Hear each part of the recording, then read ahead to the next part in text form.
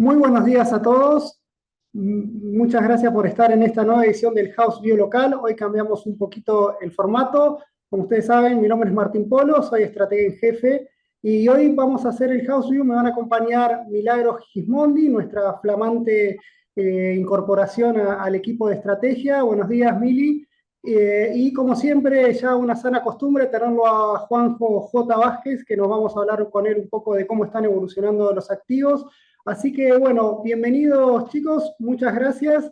Y bueno, vamos a ir arrancando en este House View local con este título un poco provocativo, este contagio positivo que estamos viendo, los mercados con mucha efervescencia, muy optimistas. Así que bueno, es hora de poner un poquito los pies sobre la tierra y ver para dónde vamos, si cambiamos nuestro view, si sí o si no. Así que bueno, eso nos va a contar Mili y Juanjo, quienes les voy paso a continuación.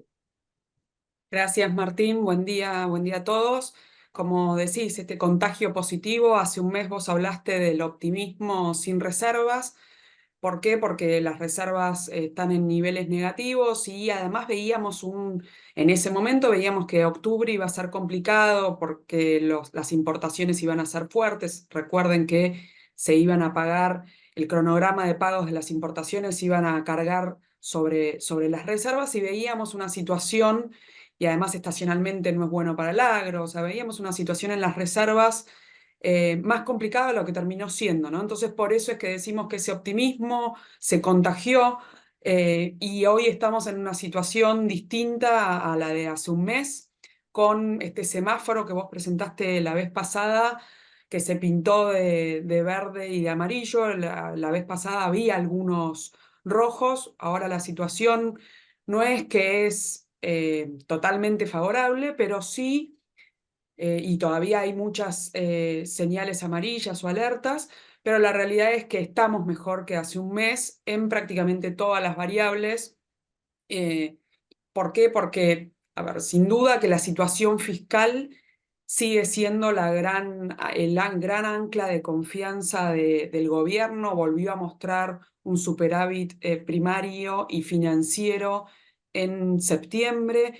Se están empezando a las discusiones sobre el presupuesto 2025, pero también pasó durante este mes que se logró revertir los vetos, o sea, el veto a las universidades, por lo que hace un mes decíamos, bueno, hay que monitorear las presiones del Congreso hacia nuevos gastos, parecería estar más controlado.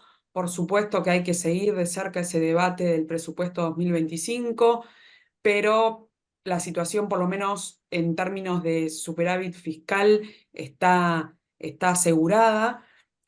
Con lo que siempre decimos, hay intereses no capitalizables, hay algo de por ahí de contabilidad creativa para asegurarse ese equilibrio financiero, pero es el gran ancla y la gran confianza que despierta este gobierno, no solamente en los mercados en Argentina, sino también afuera. Con una brecha que siguió bajando algo y que sigue comprimiendo y está en niveles mínimos de esta gestión, con algo de intervención del Banco Central. Ya después nos va a comentar algo J, pero bueno, la verdad que la brecha también, esperábamos una presión tanto en las reservas y en la brecha para octubre que no se dio. Hay que ver ahora y hay que empezar a monitorear qué pasa cuando ahora finalmente sí termine el blanqueo, que como saben se extendió un mes más y fue septiembre y octubre. Y las luces amarillas, similares a las de la vez pasada, aunque con alguna tendencia a la mejora. La probablemente gran luz amarilla tiene que ver con la actividad económica, una actividad económica que, si bien repuntó en julio, en agosto creció 0,2 con muchos indicadores muy mixtos y particularmente para septiembre vemos de nuevo indicadores mixtos. Y después voy a hacer un zoom en eso, pero también hay que tener en cuenta que esta actividad está muy vinculada con lo que es el agro, la minería, la energía, o sea, una economía, como le llamamos, no urbana, ¿no? La economía urbana sigue sufriendo y particularmente los sectores empleo intensivos siguen sufriendo, y esto puede llegar a ser un freno para este optimismo, no inmediato, porque como saben, siempre reaccionamos más a la nominalidad o a las crisis nominales, sea, me estoy refiriendo a inflación y demás, y no tanto a las reales que decantan un poquito, tardan un poquito más en decantar en el descontento de la gente, pero bueno, eso puede llegar a complicar un poquito la calle.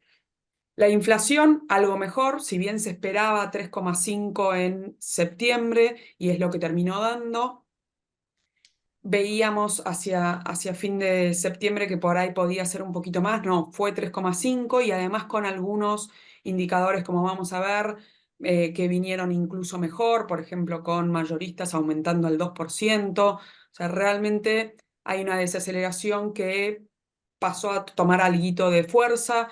Obviamente, como venimos diciendo, esa convergencia al 2% de inflación del clearing sigue siendo difícil, pero por lo menos retomó un poquito de fuerza esta desaceleración y para octubre esperamos 3,2, aunque incluso los indicadores de alta frecuencia indican que podría estar incluso un poquito más cercano a 3, o sea, son decimales, pero es importante, sería una nueva baja de la inflación en octubre. La deuda Mire, pública, sí. disculpa que te interrumpa. ¿Te parece de ir a la presentación? Sí, sí, sí, ahora Y sigo con esto arrancamos rápidamente con los y tiempos medio para cortar a las sí, 11 y no extender. Y bueno, déjame decirle a la gente que los bonos están subiendo 2%, con lo cual vamos a tener un día muy bueno en lo que son los activos financieros. Y bueno, sí, es parte ¿qué de les esto. pasa la presentación? Así estamos con los Sí, tiempos.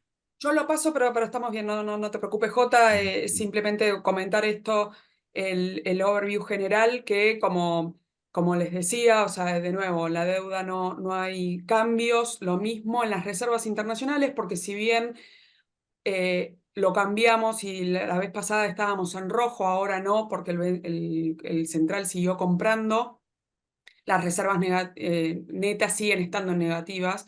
Entonces, la realidad es que sigue siendo una alerta, pero cambió de color y eso es sin duda muy bueno. Y ahora lo vamos a hablar, tanto Jota como yo. Hay negociaciones abiertas, está la posibilidad de un repo y probablemente por eso también la buena euforia o la euforia del mercado de hoy. Pero bueno, como les decía, en síntesis, la situación es mejor que hace un mes con la sana costumbre del resultado fiscal superavitario, un resultado fiscal que ya no sorprende, aunque sí sorprende para la historia argentina, por eso también hay algo de wait and see en cuanto esto puede ser sostenible o no para el año que viene, y la buena noticia es que sí, debería ser sostenible el año que viene también, porque el fuerte del ajuste ya se hizo, o sea, el gasto primario bajó fuerte en los primeros meses del año y ahora simplemente se está manteniendo en estos niveles con una licuación en los gastos del 70% del gasto, que son jubilaciones, programas sociales y salarios o funcionamiento, que bajaron un 24% acumulado anual, o sea, una baja del gasto muy, muy importante, y con lo que ellos llaman motosierra, con recorte a la obra pública, recorte a las transferencias a las provincias, y a los subsidios económicos de un acumulado del 56%, con recorte, por ejemplo, a transferencias a las provincias de más del 80% acumulado. O sea, realmente se hizo un ajuste muy importante en el primer trimestre del año y ahora simplemente se está manteniendo. Entonces, con esto como información, si tenemos que ver el 2025, lo vemos bien.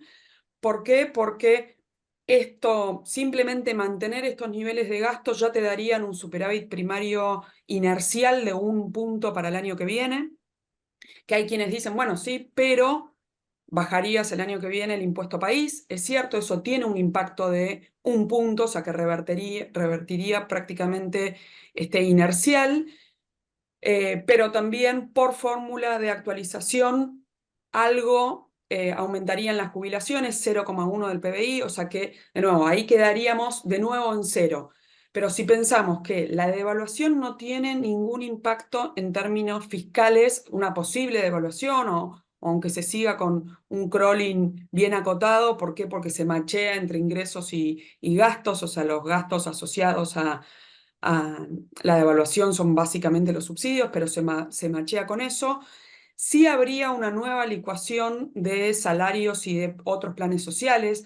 Recordemos que la UH viene subiendo en términos reales, pero, por ejemplo, planes como Progresar o lo que era el viejo Argentina Trabaja y el plan de trabajo se está licuando en términos reales, se dejó en el mismo monto prácticamente sin actualización, o sea que eso te da un aumento, o sea, una reducción del gasto que te aumenta el déficit, el superávit para el año que viene, y además también con algo de crecimiento, que simplemente el arrastre estadístico te daría crecimiento para el año que viene, ya de nuevo estamos en un punto de superávit primario en el 2025. Si a eso le sumamos que debería ajustarse el impuesto a los combustibles, te aporta otro 0,4 y una corrección adicional en subsidios, ya estarías en 1,9 del PIB. O sea, ¿por qué pongo esa línea entre crecimiento e impuestos combustibles? Porque obviamente que eso tiene, tanto impuestos combustibles como subsidio, tiene algún impacto en términos de la calle, porque afecta al bolsillo de los consumidores, pero la realidad es que este gobierno ha demostrado que lo fiscal lo maneja y lo maneja muy bien. La otra buena noticia del mes, más allá de las reservas, tiene que ver con la inflación, como les decía, un promedio de 4,2 en los Mili, últimos 4 meses. perdón, Mili, no Sí. estás presentando, ¿eh? No sé Ah, si... ¿no? No, no, no, por eso te comentaba antes, no, Ah, no te perdón, quería perdón. interrumpir, Emilu, pero eh, Bien, eso no perdón, eso no me había quedado claro. yo me apago. ¿Estás por ahí? Sí, sí, sí, sí, ahí estamos. ¿Ahora sí? Sí, perfecto. Ahora sí, Perfecto, ahora sí. disculpen, ahora sí. Bueno, acá donde se veía lo anterior. Y que lo que les decía esto de, bueno, la baja, o sea, el resultado primario prácticamente garantizado en el 2025. Otra buena noticia de este mes fue la inflación, que de 4,2 promedio en los últimos 4 meses pasó a 3,5. Y la inflación de alta frecuencia que sigue bajando, o sea, estamos ya al último dato en torno al 3%, lo que daría también en octubre un muy buen dato. Hay que recordar que todavía quedan ajustes pendientes de regulados, por lo que probablemente esta convergencia al 2 tarde un poquito más, pero la realidad es que la inflación ha dado también una buena noticia. Pero tanto el superávit fiscal como la inflación son dos noticias que de alguna forma esperábamos. Lo que sorprendió fue las compras del Banco Central. Eso sí es lo que dio y cambió prácticamente el optimismo, no solamente de los mercados, sino también nos hizo cambiar a nosotros el view. ¿Por qué? Porque, como ven en este gráfico bien claramente, o sea, estacionalmente y además, como veníamos, no se venían comprando, o sea, el Banco Central no venía comprando y de golpe en octubre pasó a comprar.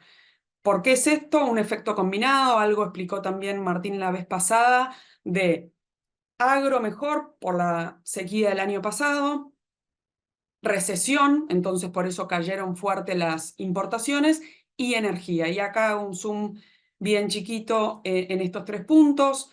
La realidad es que la del agro no la vimos, pero no es que no vimos este crecimiento, sino sobre todo la estacionalidad, o sea, es realmente un octubre atípico en liquidaciones del agro, probablemente porque esperan algún tipo de cambio en el blend y demás, y los buenos precios, el diferencial de precios de Argentina hace que se aproveche y se trate de liquidar.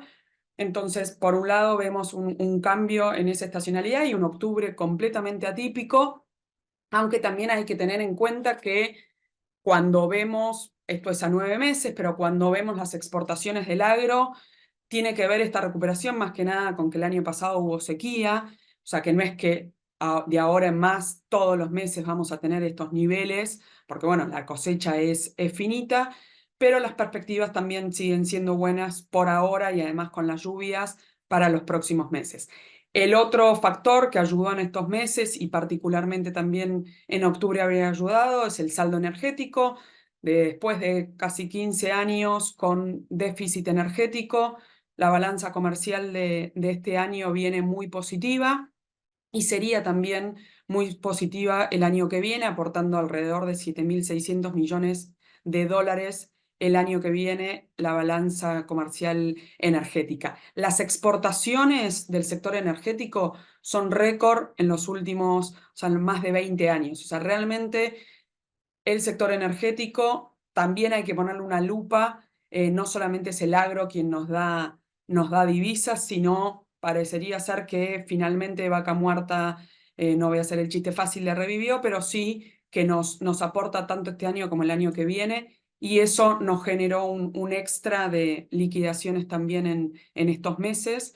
Y finalmente el impacto del blanqueo, y esto sí va a ser detalle J, con las ON colocándose con los corporativos colocando, que dio un impulso extra en el MULC, y algo también de movimiento los préstamos en dólares gracias al aumento de los depósitos que tuvo desde el blanqueo en los depósitos en dólares. Entonces la brecha bajó y la realidad es que esto generó este optimismo que veníamos comentando. Para comentar, obviamente, es que las reservas netas siguen en niveles negativos y además no repuntan, y esto tiene que ver también con las intervenciones que se hacen, por otro lado, para contener algo la brecha, pero la buena noticia es que para este mes nosotros esperábamos que las reservas internacionales netas sigan cayendo y no están cayendo. Entonces creemos que pueden aguantar un tiempo más con reservas netas negativas, pero sin deterioro. Las dudas siguen pasando por el nivel de apreciación del tipo de cambio y si esto es sostenible para la economía, más allá del corto, y de si es sostenible la devaluación en el corto, que probablemente ahora sí no vemos un salto cambiario, dado todo esto que les venía diciendo, pero bueno, cuando lo vemos en el largo, claramente es un tipo de cambio apreciado que va a comentar J, pero en particular esto afecta la sostenibilidad por lo menos más para todo el año que viene, fundamentalmente por la actividad económica, ¿no?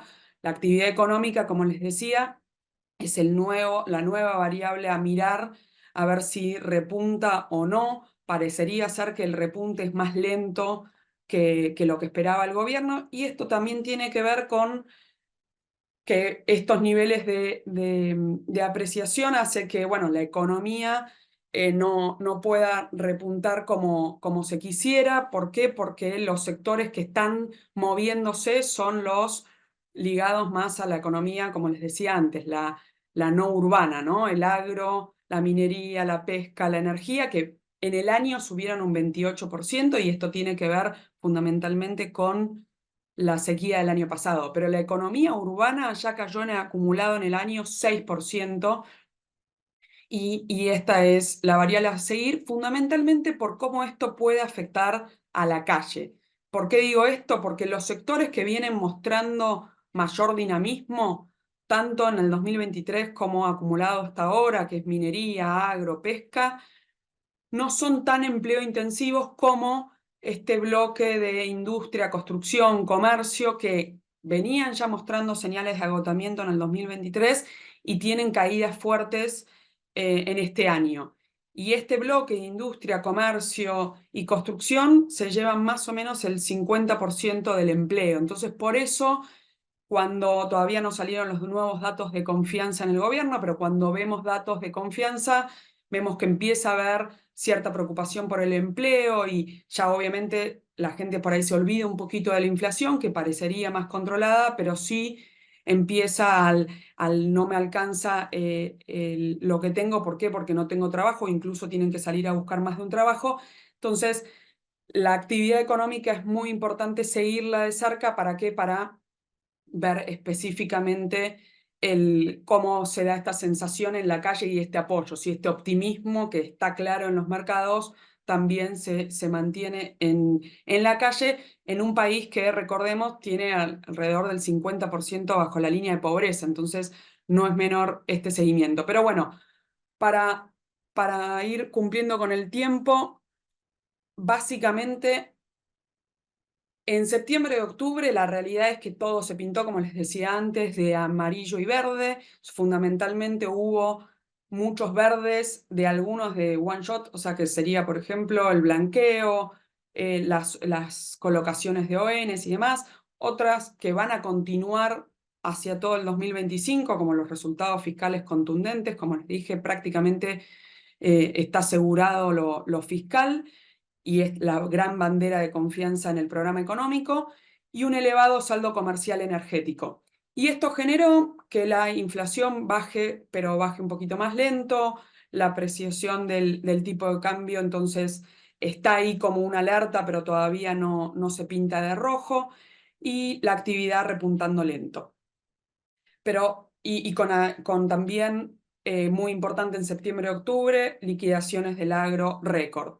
Ahora, hacia el año que viene, lo que vemos es que se amplió las probabilidades de o sea, no generar algún tipo de salto cambiario. ¿Por qué? Porque si se da una buena cosecha, que obviamente ahí por eso lo separamos en dos escenarios distintos, hay algunos if que se tienen que dar, por ejemplo, la buena cosecha, tiene que confirmarse el RIPO, que parecería confirmarse, y eso alivianaría el pago de capital de enero, que era algo que generaba también ruido sobre las reservas. Una posibilidad es que se haga un canje voluntario, está también, y más ahora, en la discusión con las reuniones con el fondo, si hay una posibilidad con el fondo. Entonces, digo, si hay fondos frescos que financien esa transición, probablemente vayamos a un escenario de continuidad, y hoy es el escenario más probable, con una inflación que va a seguir bajando, con reservas netas que se van a quedar en los niveles actuales o incluso con algún deterioro, y con una actividad económica que le va a tardar en recuperar, probablemente. ¿Por qué? Porque vamos a seguir atrasando el tipo de cambio. Por otro lado, obviamente que esto podría llegar a salir mal y haya que hacer alguna corrección. Este es un escenario que nosotros hoy por hoy le vemos menos probabilidad, aunque hay que tenerlo ahí, por supuesto, en el radar y monitorearlo constantemente, como siempre hacemos en el House View, y desde Cohen, tratar de monitorear cómo se dan estas variables, o sea, los nuevos fondos, y cómo viene la cosecha en los próximos 3 meses, 3, 4 meses, para entender si va a haber algún tipo de corrección o no. Y por supuesto, igual también está ese escenario sorpresa, que no lo ponemos acá, pero que es bueno que en algún momento haya algún tipo de unificación. Por ahora no lo vemos más un escenario de continuidad con algunos cambios por ahí puntuales, como por ejemplo la eliminación del blend o algo de permitir un cepo un poquito más relajado para los minoristas. Recordemos que sí, el de $200 por mes por persona. Entonces, bueno, por ahí se dan algunas flexibilizaciones, pero lo más probable es que estemos en este escenario de continuidad. Y para ir un poquito con los números, aunque esto después lo pueden ver, así ya le dejo a Jota, como les decía, en este escenario de continuidad vamos a ver un PBI que se va simplemente rebotar de lo que fue la caída de este año, pero con una inflación que debería ir bajando y con una apreciación cambiaria que continuaría en el 2025. No sé si tenés alguna consulta. Llegué con el tiempo, discúlpame, Jota, por no haberte entendido de que no estaba mostrando la presentación. No, está bien, está bien. No, no pasa nada. Bueno, muchas gracias, Mili. Unas consultas para un poco reforzar el punto, porque es un cambio que nosotros hicimos respecto a lo que veníamos comentando, ¿no? En principio, esta parecería ser que el gobierno encontró la llave para mantener el control de cambios, no hablar de unificación cambiaria, y sin embargo que las reservas no le crujan, que era algo un poco el problema que estábamos teniendo nosotros, o las dudas que nos generaba el programa en cuanto a que le faltaban dólares para llegar a las elecciones. ¿Vos creés que con todo esto, con lo que está pasando en Washington hoy en día y los efectos del blanqueo, el gobierno puede atravesar ese desierto, por así decirlo? Sí, por eso es que le damos más probabilidad a este escenario de continuidad. ¿Por qué? Porque, de nuevo, por un lado los datos, ¿no? Septiembre y octubre, mejor de lo que veíamos, por algunas cuestiones puntuales como el agro récord, las ONs y el impacto del blanqueo del sector energético. Y además, ¿Por qué? Porque se empieza a hablar o sea, se empieza, no, prácticamente está confirmado, el repo, hay posibilidades de un canje, entonces con algo de fondo ya se estira esta situación y se podría llegar a las elecciones sin ningún tipo de salto. Y por eso es que cambiamos, sí, rotundamente, ¿no? Tanto por los datos como por las perspectivas de las buenas noticias, las últimas buenas noticias. Perfecto, Miri. Entonces salimos de un escenario de ajuste de tipo de cambio en el corto plazo, de una inflación que no lograba bajar del 4%, a una situación mucho más relajada en ese contexto, un programa que va cerrando con sus riesgos y nos comentás que el riesgo a monitorear ahora es el nivel de actividad del empleo, porque eso es lo que le puede un poco generar esa expectativa de falta de apoyo de la calle, ¿verdad? Totalmente, o sea, la actividad es fundamental, digo, para este apoyo de la gente, porque el apoyo de la gente es lo que también le permitió mantener este resultado fiscal firme, ¿no? Digo, sin el apoyo de la gente, probablemente el veto a las universidades hubiese sido mucho más costoso, sí, también el veto al proyecto de jubilaciones, entonces se mantiene el superávit fiscal, ¿por qué? Porque se mantiene el apoyo de la gente. Entonces, por eso es que hay que monitorearlo y después también siempre decimos, en Argentina estamos mirando la cosecha siempre, pero bueno, con un escenario tan finito, porque recordemos, estamos con reservas netas negativas, con un escenario tan finito, monitorear la cosecha es fundamental. Perfecto. Bueno, muchas gracias, Miri. Ahí sí, Muchas podés dejar de compartir ahora sí, así le damos paso a Jota, que bueno, Jota, euforia total, lo comentaste recién, así que bueno, contanos un poco qué estás viendo y qué esperás para el próximo mes. Bueno, vamos a arrancar por como hacemos siempre, viendo qué es lo que pasó en esta dinámica de cables, si les parece. La verdad es que, bueno, como decía Milagros, ¿no? Nos sorprendió la compra por el MULC que viene teniendo en octubre casi $1.000 millones. La verdad que no lo esperábamos con esta corrección de los plazos, del solapamiento de plazos para pagos de importaciones, que pensamos que iba a tener un efecto mayor. La realidad que estas compras de casi 1.000 millones generaron ventas del Banco Central de dólar MEP, que lo podemos ver en los primeros días de octubre. Fue mucho más claro, que llevó que mismo la brecha entre MEP y cable toque niveles de casi 4%, ahí en la operatoria en inmediato en GD30 y L30, ahora está en 2%. Y bueno, nosotros veníamos hablando los últimos dos House View de esta presión que iba a tener los dólares paralelos, tanto el MEP y el cable, por las intervenciones que venía haciendo el Banco Central vendiendo dólares que compraba en el MULC y el impacto del blanqueo. Fíjate que en lo que va de octubre, lo que es el cable termina cayendo 4,57%, durante septiembre cayó 4,5%. Sabemos que en julio intervino vendiendo MEP 326 millones de dólares, en agosto fue un poco menor, 153 millones. Ahora nos vamos a enterar cuánto vendió en septiembre. Creo que vendió poco a comienzos de septiembre, no hizo falta vender, más que nada por el momentum que tenía todo lo que eran el aumento de depósitos en dólares, el blanqueo y, bueno, obviamente las buenas noticias que veníamos teniendo por ahí. Ahora, más adelante, ¿qué te diría esta situación de caída en términos nominales del dólar? Y me parece que es difícil verla. Tuvimos un rebote muy bajo de lo que es el blue, que está en niveles de 1.240. Eso generó que el MEP pasase de 1.140 al cierre de ayer de 1.168. Yo creo que, como bien comentaba Milagros, en términos nominales yo no lo veo bajando. Sí veía que iba a estar presionado básicamente por los dólares que salían, que habían sido blanqueados, y muchos de los depositantes fueron a buscar al banco. Eso terminó registrando una leve caída en los depósitos, que en las últimas ruedas fue compensado con nuevos depositantes que querían blanquear por esta extensión de los plazos que hubo. Ahora bien, esta es la foto que venimos hablando todos los meses, que la foto difiere de la película. Veníamos diciendo que la película era un dólar presionado. Ahora la foto te muestra que el dólar el cable a los 1190, está por debajo del promedio en que estuvo la presidencia de Macri, recordemos, con reservas netas positivas y mismo, bueno, obviamente, el tipo de cambio unificado, apertura del mercado de capitales, y no había autarquía de portafolio, y bueno, estamos con una brecha del 20% y con un dólar oficial que hoy por hoy está solamente 10% por encima de lo que fue el periodo de convertibilidad. Eso es algo como para tener en cuenta, con lo cual en la foto, la verdad, luce barato, pero en la película creemos que va a seguir barato en tanto y en cuanto la variable a monitorear es que siga pasando con la compra de reservas vía MUL. Dada todas estas compras que bien comentó Milagro en la presentación anterior durante octubre,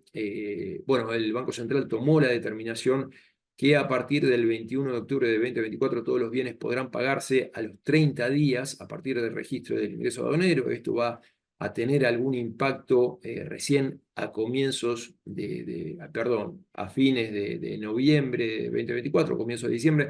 Recordemos que creo que fue buscado esto porque ya a fines de diciembre sacarían el 7,5% del impuesto país. Fíjense, la verdad que no tiene sentido, el dólar ruleta ahora suma 4% nada más de lo que es el dólar oficial por la brecha del 20% que tenemos ahora. Seguramente cuando terminen sacando el dólar importador, seguramente van a sacar el blend y van a unificar esos tipos de cambio, no tiene mucho sentido. Y bueno, ¿por qué comentamos lo del tipo de cambio real multilateral? Recordemos que si bien el superávit de balanza comercial viene registrando casi 1.000 millones de superávit todos los meses, hay una salida importante por lo que es servicios y ingresos primarios, pago de intereses y otros que generó que tanto de junio a agosto el déficit de cuenta corriente haya sido de 3.160 millones. Recordemos que ahí obviamente está el pago de lo que fueron los intereses de los bonos por 1.250 millones soberanos. Pero bueno, es una variable a monitorear. Obviamente va a haber continuidad en tanto en cuanto sigan comprando dólares por el mundo, pero es algo a tener en cuenta que siempre lo mencionamos, ¿no? ¿Qué pasó en lo que es el mercado internacional y lo que son los bonos y lo que es el contexto de renta fija? Los bonos están subiendo muchísimo, lo comentó Mili, hay certezas en cuanto a esta línea de repo por 3 años por 2.700 millones de dólares. Esto debería ayudar a el aplanamiento de la curva que siempre mencionamos. Veníamos hablando mucho también, bueno, también se mencionó este paquete de asistencia de organismos internacionales de 8.800 millones de dólares. Hay que ver cuánto es New Money, lo más probable que sea todo renovación de vencimientos que tengamos adelante. Pero bueno, lo que les quiero comentar con esta gráfica, yo les venía hablando mucho del viento de cola que teníamos por los mercados de renta fija internacional, en donde veíamos una fuerte compresión de lo que son los rendimientos triple C, por los buenos datos que se venían dando en cuanto a la economía real de Estados Unidos y esta percepción de la mayoría de los bancos centrales del mundo empezando a bajar las tasas de corto plazo por menores presiones inflacionarias. Yo creo que este viento de cola ya dio todo lo que tenía para dar. La verdad que el mercado hoy por hoy está empezando a preciar la posibilidad de un Trump presidente. Esto llevó a que la inflación esperada promedio de los próximos 10 años de lo que es los treasuries aumente casi 30 puntos. Lo podemos ver en la gráfica superior con las diferencias entre los TIPS y la 10-year norteamericana. Esto no llevó a que el rendimiento de los triple C empiece a subir, siguió comprimiendo los spreads. Fíjense en el gráfico inferior, los triple C están rindiendo 10,2%, el spread ya es de 5,86% respecto a los treasuries. Hablábamos de que tenía que achicar el spread entre los triple C y los B, ya ese spread es casi de 300 puntos, es muy difícil pedirle más a esto. Pero no obstante, desde septiembre, desde mediados de septiembre te diría hasta ahora, lo que venimos registrando es una compresión del riesgo país con respecto a los triple C. Para que se den una idea, esto lo comento, igual ambas presentaciones las van a recibir por mail. El spread venía siendo de 790 puntos antes de que arranque el blanqueo a fines de agosto. Hoy es de 520 puntos. Cuando los optimistas hablan de un riesgo país de 800 puntos, están hablando de un spread con los triple C de casi 200 puntos.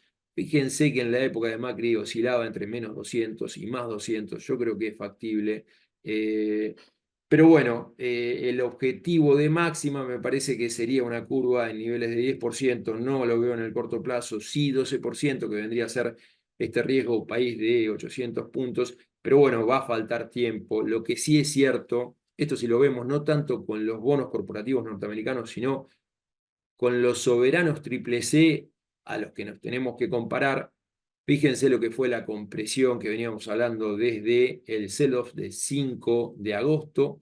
Arriba tenemos la comparación del GD30 con bonos similares de 2 años de duration de tanto El Salvador, Nigeria, Egipto, Angola, Pakistán, que es el barrio de triple C al que nos gustaría similarnos. Y abajo es la comparativa con el GD35, con este mismo lote de países. Ya bonos duration entre 5 y 7%. La compresión fue desde comienzos de agosto hasta fines de septiembre entre 300 y 400 puntos básicos. Yo creo que con esta perspectiva de Trump aplicando medidas proteccionistas y este efecto que puede llegar a tener sobre la inflación esperada, no vería mayor compresión en los rendimientos de lo que son los triple C, pero sí vería mayor compresión de rendimientos de lo que es nuestra situación. Nuestra situación actual es bastante similar al lote de países triple C como Ucrania, Bolivia, Ecuador, que lo podemos ver en gráfico.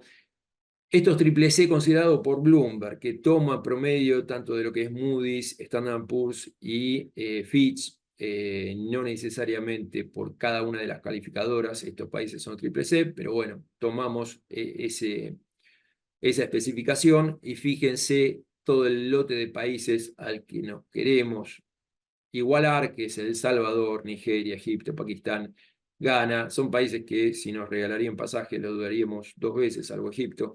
Pero bueno, me parece que con una victoria de Trump, dentro de todo, va a haber flujo para estamos conociendo en cuanto a este cuello de botella para pagar los vencimientos de corto plazo que empieza a disiparse, más que nada con la línea repo. Recordemos que ya giraron gran parte del pago de intereses que hay que hacer en enero. Me parece que tenemos para convergir por lo menos a la línea del 12%, ahora vamos a ver los datos, pero me parece que no estamos en ese sendero. Ahí Milagros habló de la situación fiscal, es clave, la verdad, sorprende mucho la evolución de las reservas que estamos teniendo. Capaz toda esta liquidación del agro no se vislumbre para adelante en los próximos meses, pero sí es notable, y algo lo veníamos mencionando, ¿no? Que está empezando a abrirse el ingreso de dólares por cuenta de capital y eso está ayudando. Y bueno, lo que es clave y que fue determinante a la hora de que mismo los instrumentos de tramo largo empiezan a rendir más que los instrumentos de tramo corto. Yo pensaba que con el aplanamiento íbamos a estar break-even de rendimiento. La verdad que a partir de septiembre empezaron a rendir más los bonos largos, el GD35, el GD41, el GD30, básicamente por lo que fueron las compras que hizo el Banco Central en el MULC, que se ve en el gráfico superior en las columnas, ya lleva casi 1.000 millones de dólares. Recordemos que viene de septiembre comprando 372 millones de dólares, agosto 378 millones de dólares, y había vendido en julio 170 millones de dólares. Parte de esto, como bien lo comentó Milagros, es por el aumento que se está dando en préstamos en dólares al sector privado, que ya llega a 8.000 millones de dólares. Se incrementaron en lo que va del mes 412 millones de dólares. Hay mucho stock de dólares como para seguir prestando en el sistema financiero. Los depósitos están en niveles, si mal no recuerdo, de 31.500 millones de dólares. Se ve en la línea negra el fuerte salto de poco menos de 20.000 millones de dólares que tenían a comienzos de septiembre a los actuales 31.500 millones de dólares. Y bueno, esto llevó obviamente a la fuerte caída que vemos en el riesgo país de los 1.650 puntos que tenía el 5 de agosto, gran parte por los factores internacionales en el primer momento, por los factores locales actualmente. Ayer cerró en 1.100 puntos, y con estas noticias que se conocieron ayer, tanto de los organismos internacionales como por la línea repo, seguramente vamos a cerrar en el día de hoy en los niveles de 1.050 puntos. Fíjense, cuando subió la TENIAR tuvimos una leve caída de lo que son los precios de los bonos, básicamente los de tramo largo, el G de 35, 41 y 38, sufrieron un poquito más. Acá vemos cómo está la curva. Yo creo que deberíamos ver un mayor aplanamiento, con lo cual hoy por hoy les diría que me sigo sintiendo más cómodo con lo que es tramo corto, pero la verdad no creo que haya muchas diferencias en cuanto a los rendimientos. Fíjense la paridad, es verdad que las paridades siguen favoreciendo a lo que es tramo largo. No obstante, tengan en cuenta que como en los próximos 8 meses, lo que es el GD30, L30, van a estar cobrando casi 16,75 dólares de los precios actuales que tienen. El L30 está valiendo 60 dólares con 66, el GD30 cerró ayer 62 dólares con 58, está recuperando más del 25% de la inversión. Eso me parece, me da un colchón de seguridad mayor en lo que es tramo corto de tramo largo, pero bueno, no obstante, fíjense lo que son los escenarios de sensibilidad. Me parece que el rendimiento, si vamos a una convergencia del 12%, va a ser bastante similar. Me parece que acá, si uno es muy optimista con el país, debería ir a tramo más largo. La verdad, si uno es optimista, pero quiere tener un poco más de cautela, debería preponderar lo que es tramo corto en la cartera. Y bueno, los bopreales decía que eran un buen instrumento, pensando en que parte de todos estos depósitos en dólares tranquilamente el Banco Central podía captarlos emitiendo un bono que los bancos están muy gustosamente dispuestos a tomarlo, con una circunstancia de un escenario internacional mejor y Banco Central comprando reservas. Esa cuota de seguro, la verdad que no se justificaría, pero siguen siendo instrumentos excelentes. Siempre hablamos del BPO de 7, ahora está rindiendo 13,7%, con paridad de 81, contra paridad del L30 de 0,67. Me parece que sigue siendo buen instrumento para tener en cartera, y el interés corriente es 5,9%. No obstante, fíjense el PY26, el Bopreal 3, a esta paridad yo les diría de tomar ganancia y buscar otros rendimientos. Y bueno, gran parte de la dinámica favorable que se viene dando, fíjense lo que viene pasando con los bonos corporativos. En las últimas 2 semanas venimos teniendo colocaciones con tasas que la verdad sorprenden.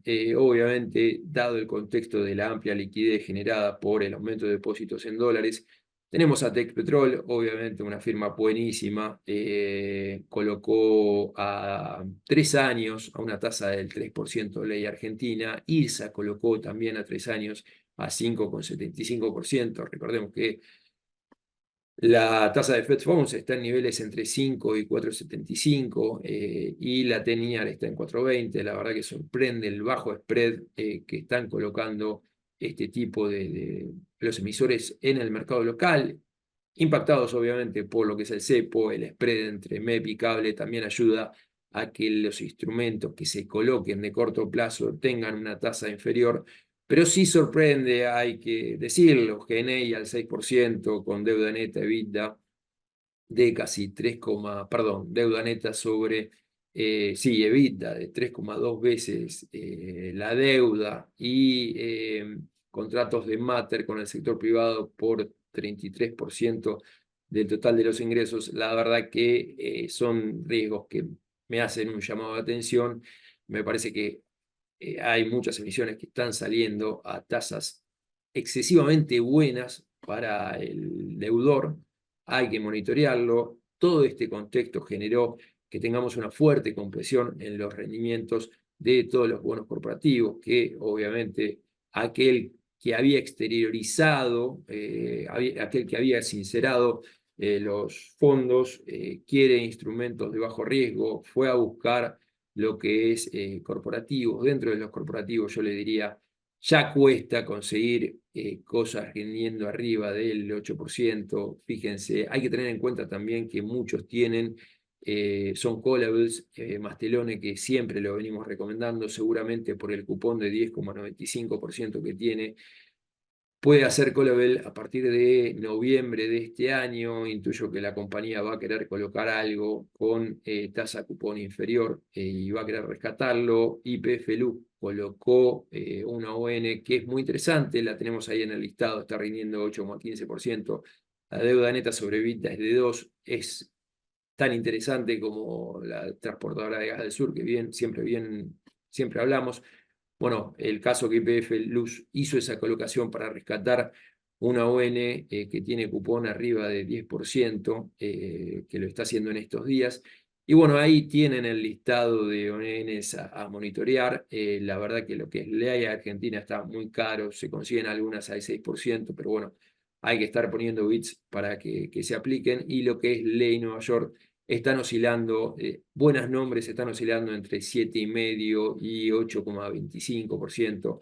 Ahí tienen el listado, pero no vería compresión de rendimientos, o sea, no vería ganancia de capital, sí carry. Y esto lo mencionábamos, este contexto, este momentum que estaba teniendo todo lo que es deuda corporativa, estaba generando también compresión de rendimientos de lo que es subsoberano. Acá, dentro de todo, miren, si no tienen en cartera, Mendoza con lámina mínima de 1000 y Neuquén no garantizado, el NDT 25, esto lo venimos mencionando siempre, están rindiendo casi, se consiguen en Bima, rindiendo 10% en dólares, son instrumentos de duration de 2 años, yo les diría que estén atentos a esos.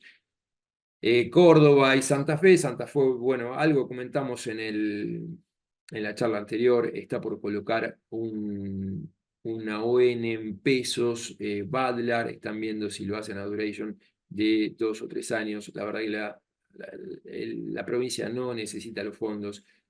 Yo creo que a casi 10 o 9,5, 10 de rendimiento, el bono 2027 es para llevárselo todo. La verdad que es un riesgo que me gusta muchísimo. Y bueno, fíjense lo que fue la evolución de paridades, tanto en el eje derecho, tenemos lo que fue el GD30 y el BA37, que se puede distinguir en el gráfico porque son las dos series que tienen velas, lo que es el GD30 en velas negras y celestes, lo que es el BA37 de la provincia de Buenos Aires en velas verdes. El avance que hubo en octubre con esto que le mencionábamos de la compra de reservas por parte del Banco Central en el MULC generó un salto muy fuerte en ambos instrumentos. La verdad que me sorprendió la buena performance que tuvo el BA37D. Es verdad que en septiembre se realizó el pago del servicio de deuda, y lo que vemos en el resto de los subsoberanos, bueno, ya están en paridades arriba de 90%, son instrumentos más de carry que de ganancia de capital, que lo han tenido en el año, fíjense, después de un primer Q bastante traumático. Lo que es instrumentos en pesos, déjeme decirle, ahí, bueno, Juanpe emite informes muy buenos, entren a la página de Perspectivas. Obviamente el mercado está volcado a un proceso de desinflación que lleva a que las tasas efectivas mensuales estén con curvas descendientes. Ahora están lo que es tramo corto en niveles de 3,75 tasa efectiva mensual, lo que es tramo largo ya están priceando niveles entre 3,47 y 3,5. La verdad, el mercado está muy volcado a que el MECOM va a poder llevar este proceso de desinflación en forma exitosa, lo que es ser, obviamente, veníamos hablando de que tenían una posición técnica mala por la situación de los bancos, que habían suscripto muchas emisiones a comienzos de este año con los puts, que después el Banco Central rescató. Fíjense, están en tires entre el 12 y 10% real. Te da el seguro que si hay un salto cambiario por convergencia de tipos de cambio, obviamente van a percibir esa diferencia. Hoy por hoy los break-even son bajos, fíjense, ahí está en la línea superior los estimados de break-even con la mediana inflación del REM.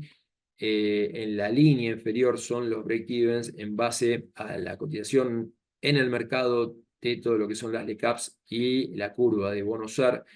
Ya están estimando en 2025 para el tercer Q de 2025 niveles inferiores al 2%.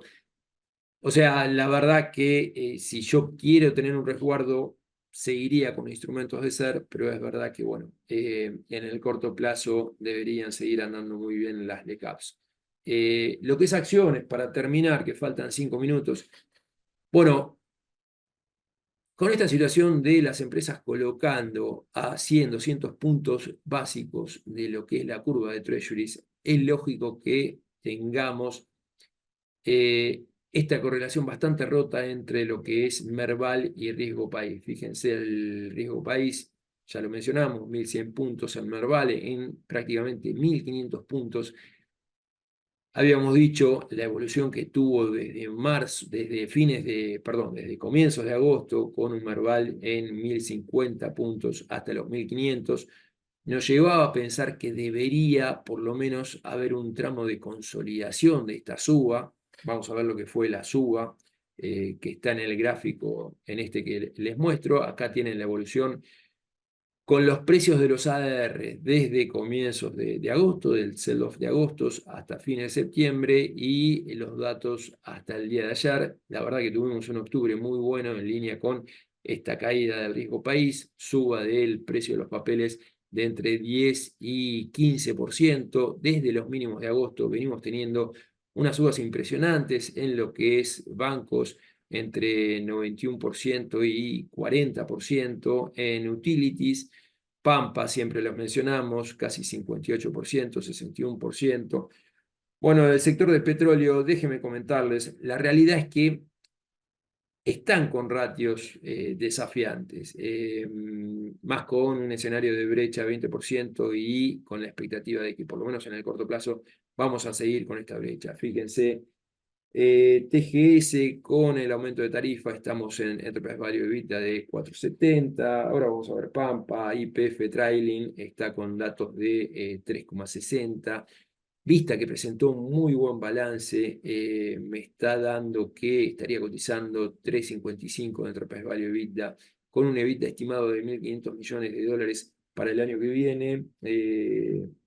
Loma, 5,4%. Son ratios que con una brecha del 20% son desafiantes. Y lo que es el petróleo, algo lo mencionamos en el House View anterior. Déjenme retomar este tema porque especialistas del sector ya están hablando que la OPEP empezaría a aumentar su producción a comienzos de diciembre. Fíjense, esto lo mencionamos. Creo que vamos a vivir un revival de lo que fue en el 2014, en donde la OPEP cortaba la producción en ese momento había tocado un máximo de 32 millones de barriles y habían bajado a casi 29 millones de barriles día, para mantener el precio del petróleo arriba de $100. Mientras tanto, lo que es la producción de OPEP de mano de Estados Unidos venía volando, fíjense, de casi 6 millones en el 2012, había tocado prácticamente 9 millones y medio. Ahí la OPEP decidió empezar a producir más para no perder market share. Está pasando en declaraciones lo mismo, quieren dejar de perder market share. Ahí la producción de 30 millones de barriles días ascendió a 34 millones de barriles días, y fíjense lo que fue la caída del precio del Brent de $100 por barril a $45 por barril. No creo que pase lo mismo, pero es verdad que hay una debilidad en la demanda que está siendo menor de lo que se esperaba. China en los primeros 9 meses del año importó 3% menos de barriles de lo que fue el año pasado. El año pasado había importado 11,4 millones de barriles días. En los primeros 9 meses de este año está importando 11 millones de barriles días. Está aumentando la producción de OPEP. Fíjense lo que fue el recorte de la producción de OPEP para que el precio del barril se mantenga por encima de los $100, de producir casi 30 millones de barriles día. Con la guerra ruso-ucraniana, ahora en septiembre produjo 26,6 millones de barriles días. Arabia quiere aumentar 1 millón de barriles día hasta fin del 2025.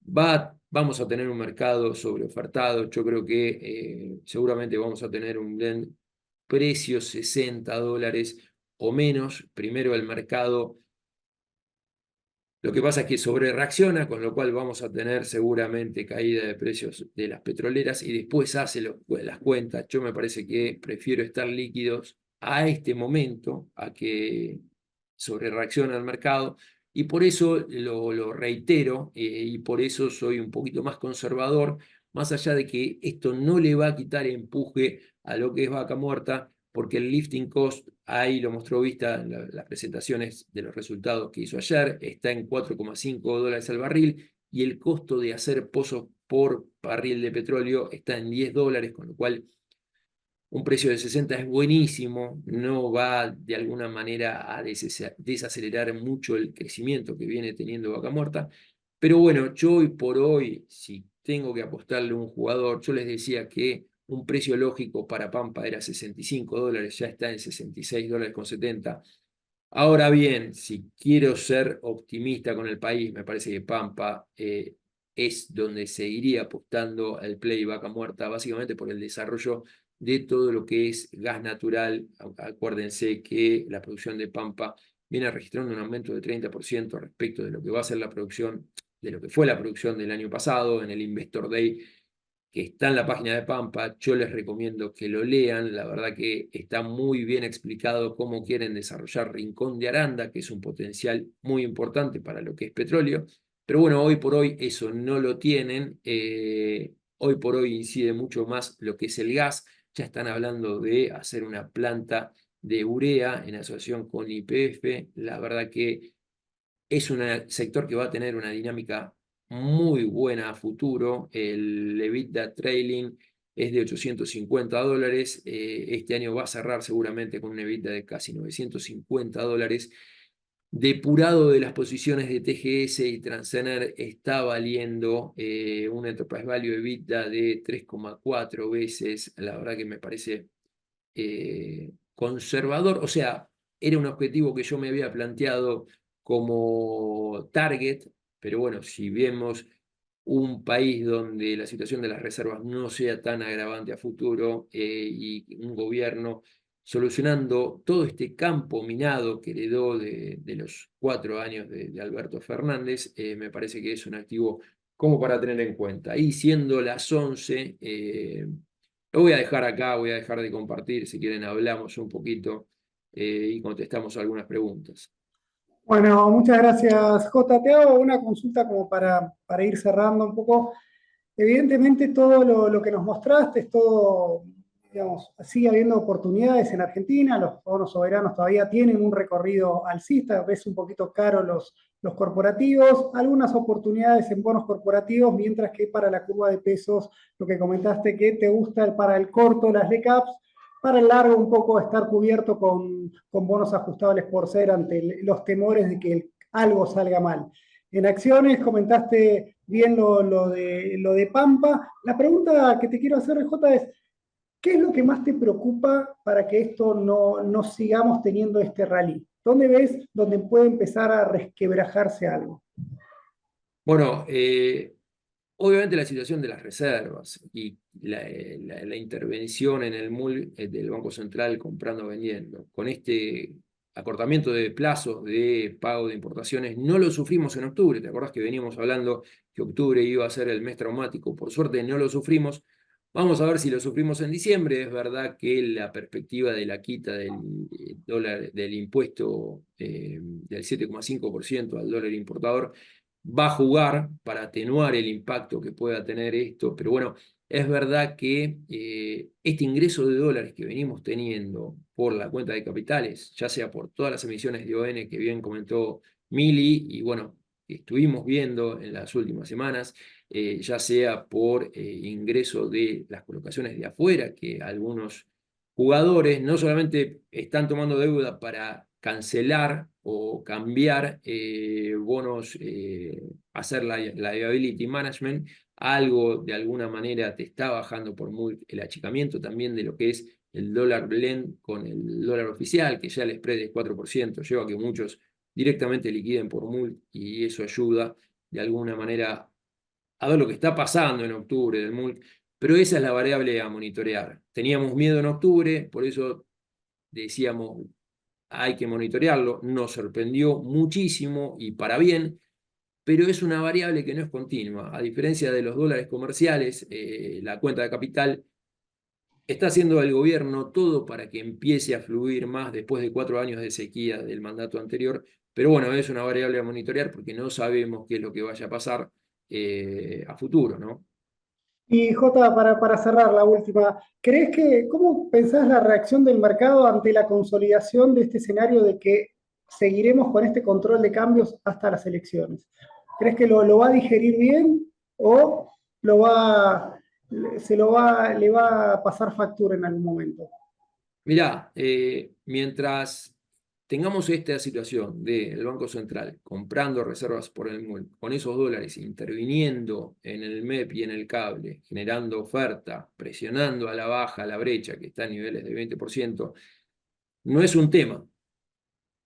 ¿Por qué? Porque tenés la oferta y porque no te sube el dólar. El riesgo es que cuando te empieza a subir el dólar, se desarman las posiciones de carry trade, empiezan todos los agentes a comprarse dólares y volvemos al problema del cepo, la brecha y este gobierno que no converge en los tipos de cambio como con la esperanza de que tengamos un ingreso fuerte de dólares para la inversión, que bueno, obviamente depende de muchos factores, ¿no? No solamente de eso, pero bueno, en tanto en cuanto esté la brecha, es un tema que seguramente se diferirá un poco en el tiempo los que tengan que tomar las decisiones de inversión, salvo casos como lo que es Vaca Muerta, que por los márgenes que tiene, la verdad que se justifica correr el riesgo. Déjame, Martín, contestar algunas preguntas que estoy viendo en cuanto a Ternium Luxemburgo, cómo sigue la historia. Se conoció que ya están pidiendo interconsulta. Ternium vino siendo afectada por una sentencia en donde las querían obligar a pagar 900 millones de dólares a Siderúrgica Nacional por haber entrado al grupo de control de Usiminas.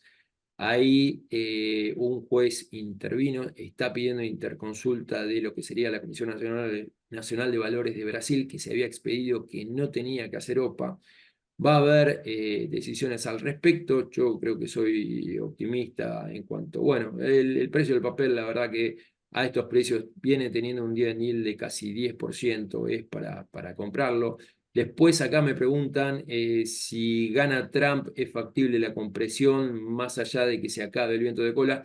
Yo creo que hay que distinguir dos cosas, ¿no? El viento de cola de lo que pasa en los mercados de renta fija internacional, que era lo que mencionamos, los triple C ya comprimieron mucho, y la situación local, que yo creo que gracias a Trump va a haber de alguna manera cierto, no te digo FOMO, pero el hecho del acercamiento y la necesidad de tener un actor como Milei para que compense todo el comunismo que venimos teniendo en Latinoamérica, tanto con Boric, Lula, Petro y bueno, la gente que puso AMLO en México, va a hacer que tengamos mayores grados de negociación en la negociación con el Fondo Monetario Internacional. Y bueno, veremos si recibimos algún otro beneficio en cuanto a esa relación, pero bueno, eso me parece que va a llevar a que el mercado internacional esté con más optimismo respecto a lo que es Argentina y ahí podamos tener esta compresión que te mostraba, ¿no? De pasar del barrio de triple C impresentable a pasar al barrio de triple C, que bueno, por lo menos tiene algunos pergaminos como para seguir rolobeando deuda en el mercado. Y la última que preguntan es Vista. Vista me encanta, la verdad que el management es buenísimo. La única incertidumbre es que dentro de todo a estos precios está bien valuada, el upside está si es que llegara a mantenerse los precios del petróleo.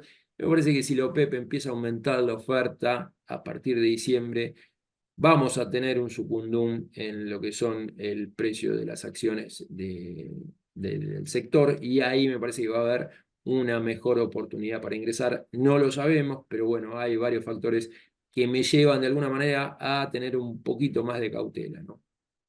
Bueno, muchas gracias Jota, muchas gracias Mili, muchas gracias a todos los que se unieron a este webinar. Como ustedes saben, tienen todo este contenido en perspectivas.com.ar, así que los esperamos y los esperamos también el próximo mes con una nueva edición de este House View Local. Muchas gracias.